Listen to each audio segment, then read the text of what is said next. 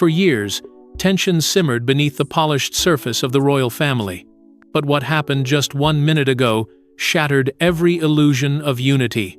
In an unprecedented move, Prince William and Princess Anne have secretly joined forces, locking hands in a private pact that would shake the monarchy's very foundation. Their target? Queen Camilla. What drove this unlikely alliance, and how did it escalate to the point of banning her from the royal palace? Before we go deeper into what this really means for the royal family, make sure to subscribe so you don't miss a single update. The truth is, this alliance wasn't born overnight. It was forged in silence, under the weight of years of quiet disapproval, overlooked warnings, and a shared understanding that something within the palace walls had gone terribly wrong. William's frustration with Camilla had been building for years, hidden behind polite smiles and carefully worded public statements. He watched as her influence expanded beyond ceremonial duties, creeping into the daily workings of the palace itself. Camilla wasn't merely standing beside the king, she was beginning to shape the palace in her image, and William saw the crown's future slipping through his fingers. For Anne, the disapproval ran even deeper. From the earliest days of Charles's reign, she had harbored silent doubts about Camilla's role.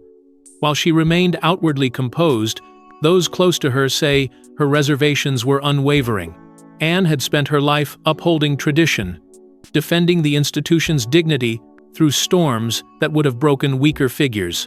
To watch Camilla steadily reposition herself at the heart of royal decision-making was to Anne a violation of something sacred. The turning point came one quiet night. Away from cameras, away from the watchful eyes of aides, William and Anne met in secrecy. It wasn't a planned political summit, it was more like two members of a fractured family finally, acknowledging the same unspoken truth.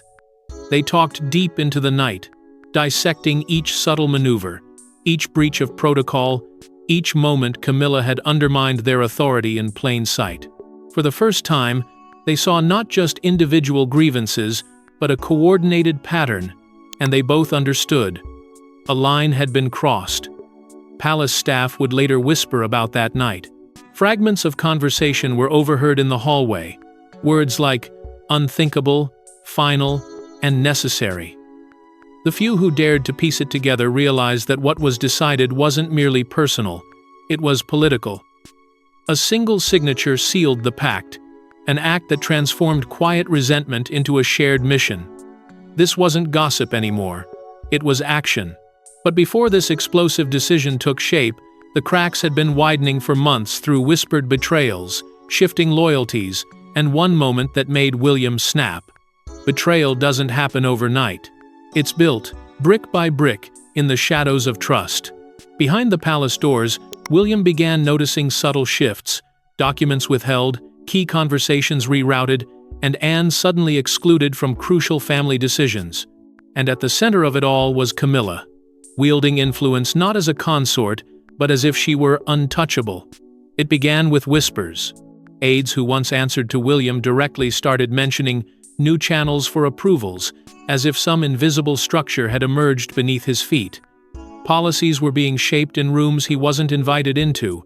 Small decisions, decorations, ceremonial changes, guest lists were being altered before his signature even reached the paper.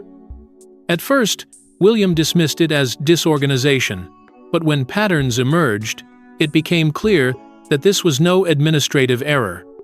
Someone was quietly reshaping the palace's power map, and that someone was Camilla. The first real shock came when William learned about a series of private meetings between Camilla and senior courtiers, meetings his father had never been informed of.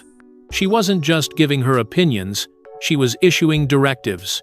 Trusted figures who had served under Queen Elizabeth II were now seen walking in and out of Camilla's private wing for consultations. When William confronted one of them discreetly, their nervous response said everything. Her Majesty requested confidentiality. Then came the intercepted letter. It was meant for William's closest advisors, detailing sensitive plans for a major public initiative tied to his future role. Yet somehow, the letter ended up circulating among Camilla's inner circle before reaching its intended recipients. The leak wasn't random. When the source was traced, It led directly back to someone deeply embedded in Camilla's personal staff. It was a betrayal that cut deeper than he expected. Information that should have been his exclusive domain had been weaponized before he could act. Anne, too, was beginning to feel the tremors. Her ceremonial authority had always been unquestioned, rooted in decades of service. But during the planning of a traditional event she had overseen for years, she was abruptly sidelined. Invitations were sent out without her review. Key speeches she had prepared were edited without her input. And the person giving final approval? Camilla. Anne's fury was quiet, but it was cold. This wasn't just disrespect. It was a calculated sidelining of a senior royal figure, and Anne knew exactly who was behind it. Behind the scenes, rumors of Camilla's shadow court spread like wildfire. Senior courtiers whispered that Camilla was holding informal councils late in the evening, discussing matters traditionally left to Charles, William, or Anne. She positioned herself not as a supporting figure but as the axis around which decision-making revolved. It was subtle at first, but over time, she began acting less like a queen consort and more like a sovereign in waiting. When William finally approached his father, hoping for clarity, he was met with evasive smiles and vague assurances. Charles brushed off the concerns as misunderstandings, preferring to maintain a fragile surface of peace rather than confront the growing storm beneath. But that conversation left William with something he hadn't felt before, a deep, unsettling sense of isolation. It was as if he were watching the palace slip away in real time, powerless to stop it. The emotional weight of that realization was enormous. For William, the monarchy wasn't just an institution. It was his destiny, his duty, and his inheritance. To see Camilla maneuvering with such precision, operating in spaces that should have been his, was more than political, it was personal. He understood then that she wasn't merely influencing decisions, she was redrawing the lines of power, placing herself at the center of a structure that excluded both him and Anne. But it wasn't until one devastating incident, an event that Anne would never forgive, that their private doubts turned into an unbreakable pact. It was meant to be a moment of unity, a ceremony honoring decades of royal tradition. But before the world's cameras, Anne felt something snap. Her role was deliberately diminished. Her chair moved. Her speech cut.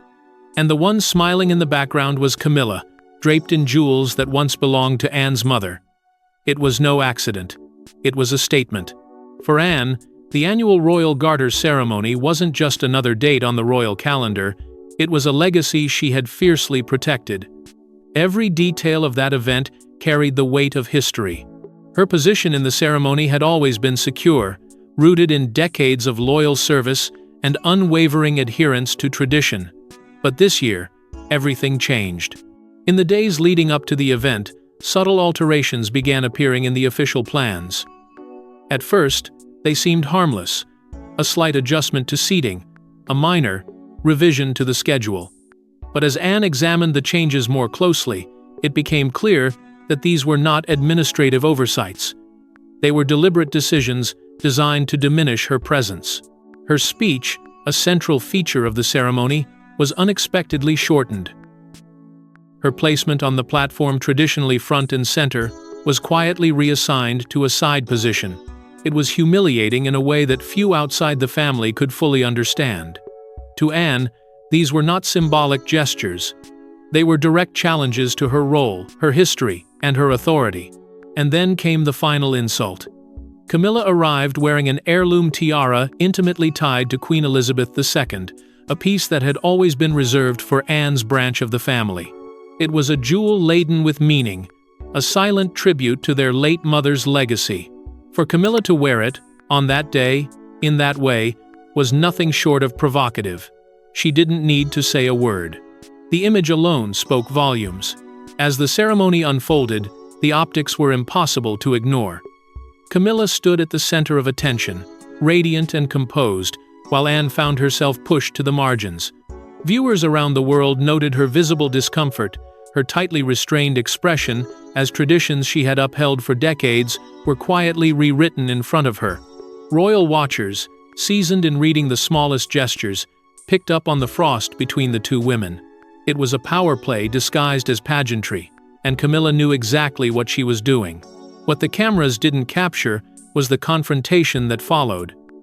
Behind closed doors, Anne confronted Charles in what aides would later describe as a volcanic argument. Years of restrained frustration erupted as Anne accused him of allowing the monarchy's traditions to be manipulated for personal gain. Charles, caught between his sister and his wife, offered platitudes, but Anne wasn't interested in diplomacy anymore. Her patience had worn thin. Later that evening, she made a chilling remark to a close confidant. Her voice, calm and deliberate, carried more weight than any public speech. "She's gone too far this time." It wasn't an emotional outburst, it was a warning. Anne, who had endured countless palace storms, had reached a point of no return. From that day forward, Anne's patience evaporated. And unbeknownst to Camilla, William was about to enter the picture not as an ally, but as a co-conspirator. William had held back for years, torn between duty and rage. But there was one night that changed everything. A private dossier landed on his desk, exposing conversations that Camilla thought would never reach his ears. It wasn't just manipulation. It was a plan to isolate him from the throne. The dossier came from a source William had trusted for years, someone who had grown increasingly alarmed by what they were witnessing behind closed doors. Inside those neatly bound pages were transcripts, notes, and carefully compiled summaries of private conversations Camilla had been holding with foreign dignitaries, conversations that bypassed every established royal channel. These were not polite exchanges. These were discussions where Camilla positioned herself as a power broker, shaping narratives and testing boundaries that had always belonged to the future king. For William, reading it was like peeling back a layer of deception he hadn't realized ran so deep. One section stood out with chilling clarity. It detailed her subtle advocacy for her own grandchildren, pushing for them to receive unprecedented royal privileges, titles, honors, and ceremonial roles that had never been granted to individuals outside the direct line of succession. It wasn't just favoritism. It was a calculated move to weave her bloodline into the monarchy's core, ensuring her influence extended far beyond her lifetime. Then came the line that changed everything. In one of those private exchanges, Camilla had referred to William as the interim king. The phrase struck him like a blow. It wasn't an offhand comment, it was a declaration of how she truly saw him, a temporary figure, a placeholder between Charles and whatever future she was quietly building. It wasn't only disrespectful, it was dangerous. It revealed a vision of the monarchy in which William was deliberately diminished, his authority eroded before he even took the throne. That revelation followed him like a shadow. At the next family dinner, surrounded by gilded plates and centuries of tradition, he caught Anne's eye. No words were exchanged, but their silent look said everything. She knew. He knew. And in that moment, something shifted. The years of restrained tolerance, the quiet efforts to keep the peace, began to dissolve. William stopped defending Camilla to palace aides. For years, whenever whispers circulated, he'd downplay them to maintain stability. But now, his tone has changed. Those around him noticed a new firmness, a quiet but unmistakable withdrawal of protection. He was no longer the buffer between Camilla's actions and palace backlash. Finally, he summoned Anne to Kensington Palace's private library. It was late, the kind of hour when the palace sleeps and the real conversations happen. There, away from the pomp and protocol, he laid everything out. The dossier, the quotes, the evidence of her overreach. Anne listened in silence, her expression hardening with each page. She didn't interrupt. She didn't question. She understood. That night, a pact was formed not of mere family solidarity, but of strategic rebellion against Camilla's grip on the palace. Deep inside the palace's forgotten West Wing, William and Anne met in secrecy. No aides, no advisors, just two royal figures bound by betrayal and determination. What they discussed over those hours would alter the future of the monarchy forever. They decided Camilla must be removed, not just publicly humiliated, but physically banned from the royal palace. The meeting wasn't arranged through formal channels. It was initiated quietly, almost instinctively, by two people who had reached their limit. For years, they had operated on parallel paths, Anne upholding tradition with fierce loyalty, William navigating the modern expectations of a future king. But now, their goals converged with a clarity neither could ignore. Anne began by laying out what she had observed over decades, speaking with the measured precision of someone who had spent a lifetime cataloging grievances. She didn't focus on petty slights. She focused on strategic vulnerabilities, the places where Camilla had overreached, the structures she had quietly bent to her will, and the loyalties she had failed to secure. She spoke of key figures within the palace who resented Camilla's growing dominance but remained silent out of fear. She revealed ceremonial traditions that Camilla had disrupted, moments that alienated long-serving courtiers who still revered the late queen. Anne understood the institution inside out, and she dissected Camilla's growing influence like a strategist, exposing the weaknesses of an opponent's fortress. William listened intently, but he wasn't passive. He brought to the table something Anne lacked: the weight of public loyalty. Unlike Anne, his image wasn't just royal, it was national. He understood that while Camilla might hold sway within the palace's labyrinth, his influence outside it was far greater. He agreed to use that leverage not for spectacle, but as silent pressure, as a way to build a wall of public expectation around their plan. As their discussion deepened, they decided that this couldn't remain a mere conversation. They needed to formalize their alliance. William retrieved a sheet of thick paper from his personal folder, and together they drafted what would later be whispered about among trusted aides as a memorandum of understanding. It wasn't a legal document, but it carried symbolic weight. They wrote, in their own hands, the principles of their agreement: the removal of Camilla's influence, the restoration of traditional order, and the protection of the monarchy's future. Then, they signed two signatures that would set in motion one of the most daring internal power shifts in modern royal history. Their next move was subtle but crucial. They couldn't confront Camilla head-on, not yet. Instead, they began reaching out to senior staff and discreetly securing quiet backing from the Privy Council, an ancient but powerful body that understood the stakes better than anyone. Conversations were cloaked in the language of stability and preserving legacy, but the message was unmistakable. A new axis of authority was forming, and those who aligned early would be remembered. To the public, nothing appeared out of the ordinary. But behind the scenes, William and Anne orchestrated carefully staged appearances together, smiling side by side, speaking with unified tones, showing the world a picture of unshakable solidarity. It was calculated. Every shared engagement was designed to send a silent but unmistakable message. The future of the monarchy belonged to them, not Camilla. And as they left that secret meeting, a shared understanding lingered in the air.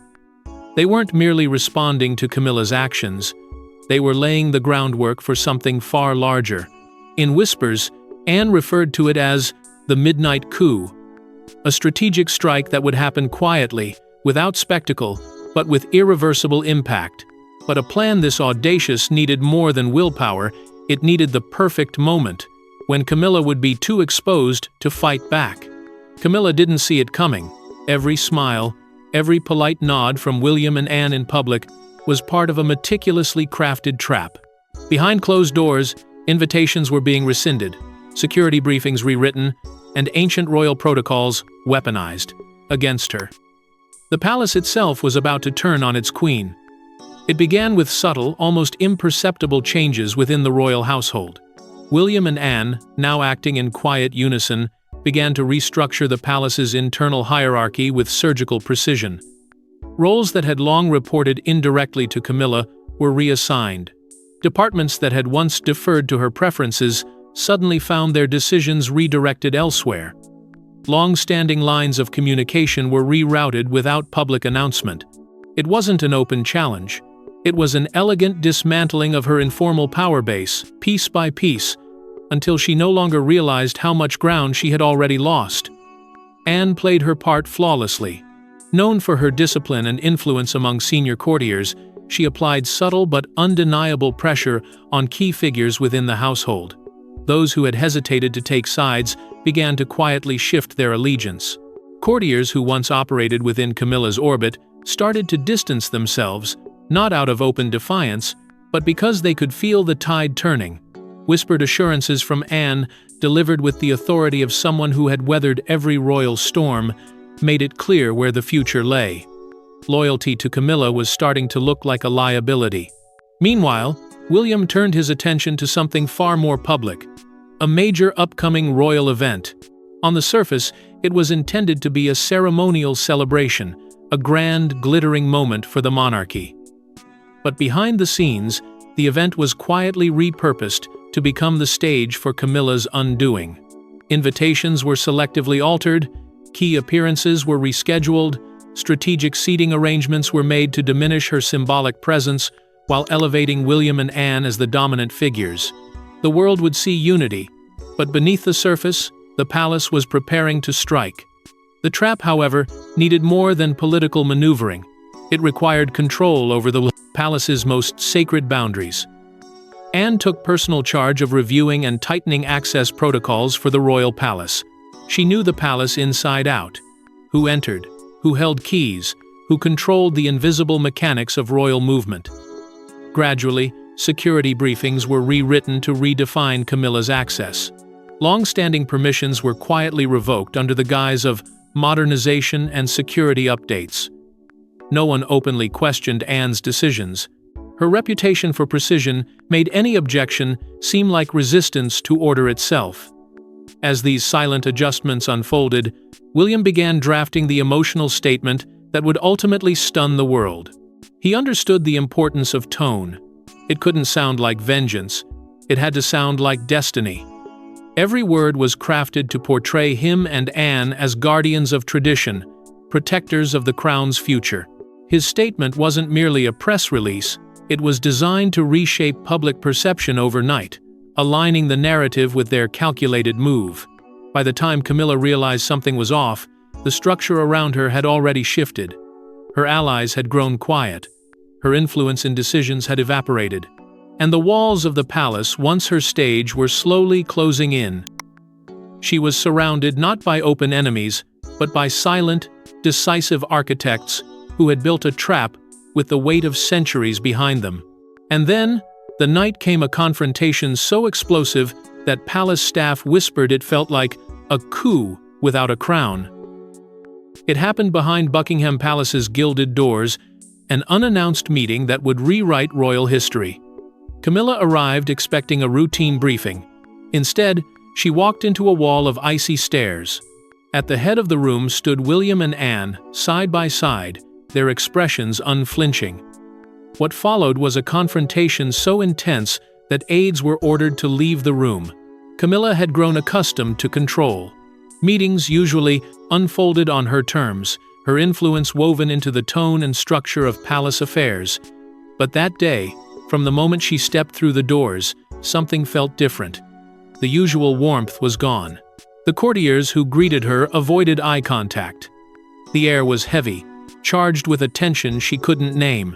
She entered the chamber unaware that everything she had built inside these walls was about to collapse. William spoke first. His voice was calm, almost unnervingly so, measured, deliberate, and cutting through the silence like a blade. He opened with what seemed like a formal acknowledgement of her contributions, but within seconds, the tone shifted. He began listing a series of concerns, each backed by dates, witnesses, and documents. It wasn't emotional, it was forensic. He spoke like a man who had waited too long, and now, finally, had absolute control of the narrative. Then, Anne took over. She did not waste words. She laid out documented grievances and protocol violations with the precision of someone who had spent a lifetime mastering the institution's rules. Her statements were not accusations, they were verdicts. She recounted the private meetings Camilla had held, without royal clearance, the ceremonial breaches, the calculated sidelining of key family members, and the quiet manipulation of palace structures. Each point struck harder than the last, leaving no room for denial. Camilla's initial reaction was shock. She had expected resistance, yes, but not this. Not the united front of William and Anne.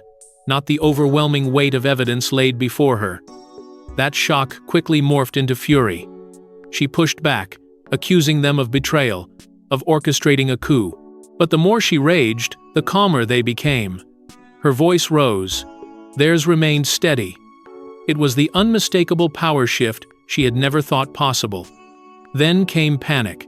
She realized Charles wasn't there. His absence wasn't coincidental. It was deliberate. Without him, there was no buffer, no protector. For the first time, she stood alone, facing two of the most unyielding figures in the royal family, and there was nowhere to turn.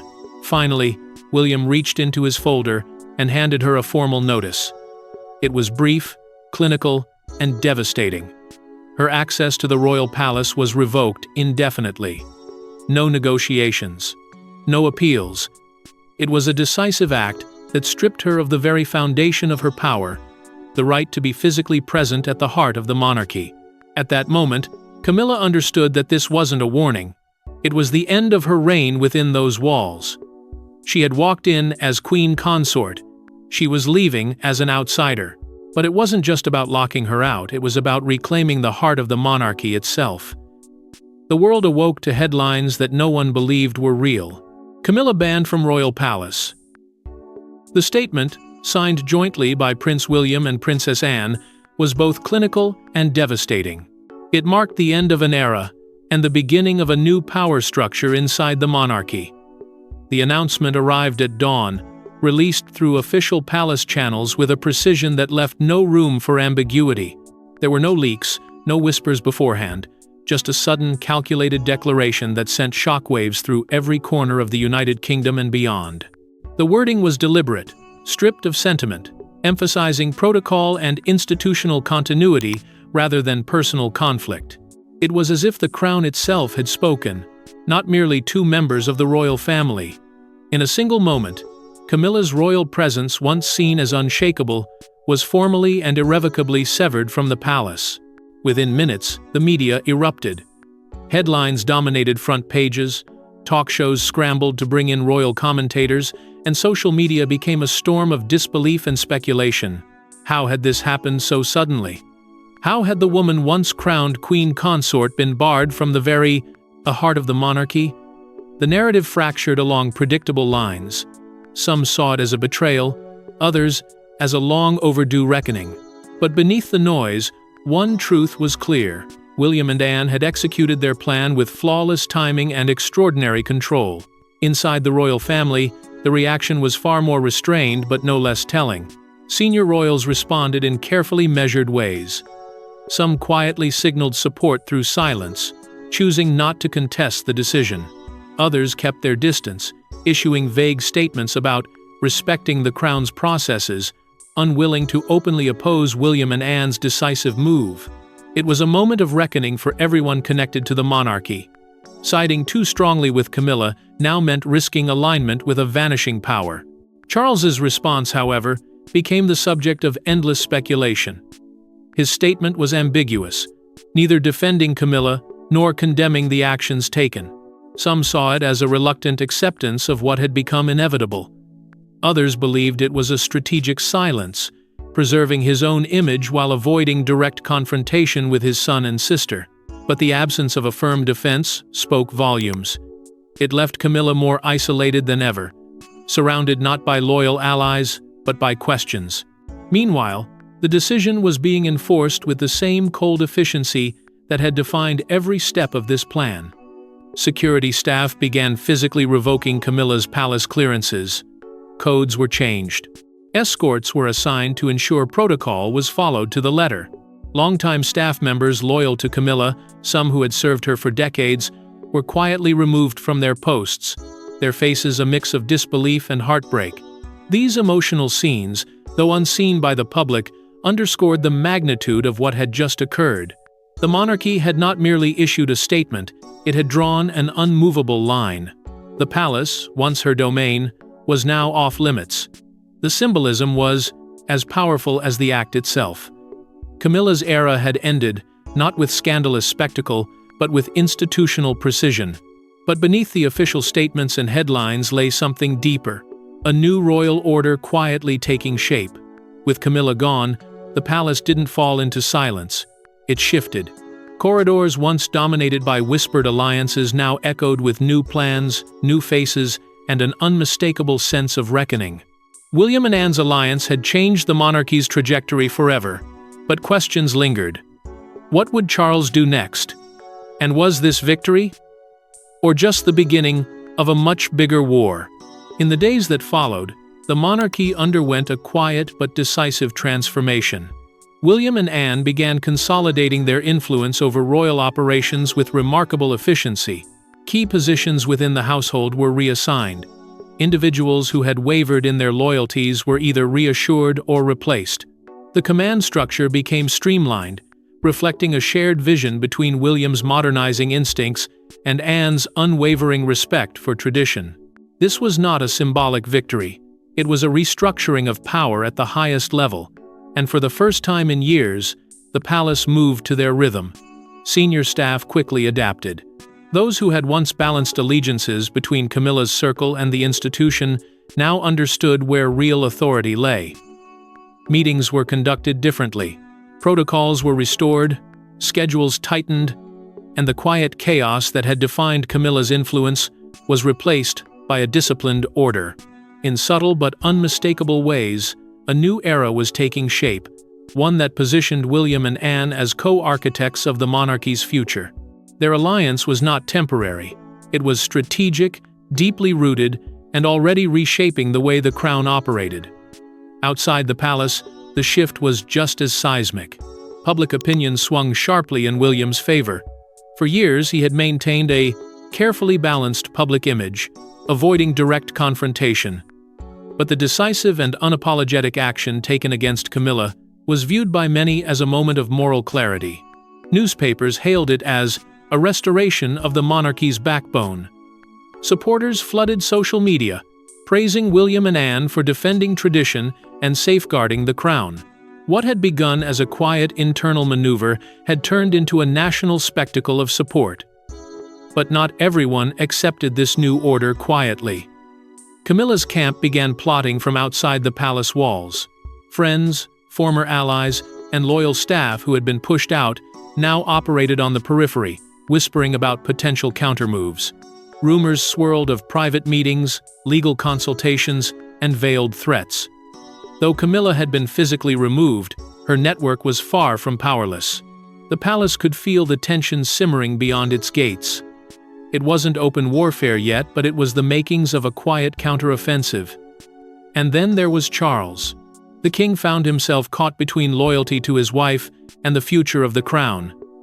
His public silence only deepened speculation.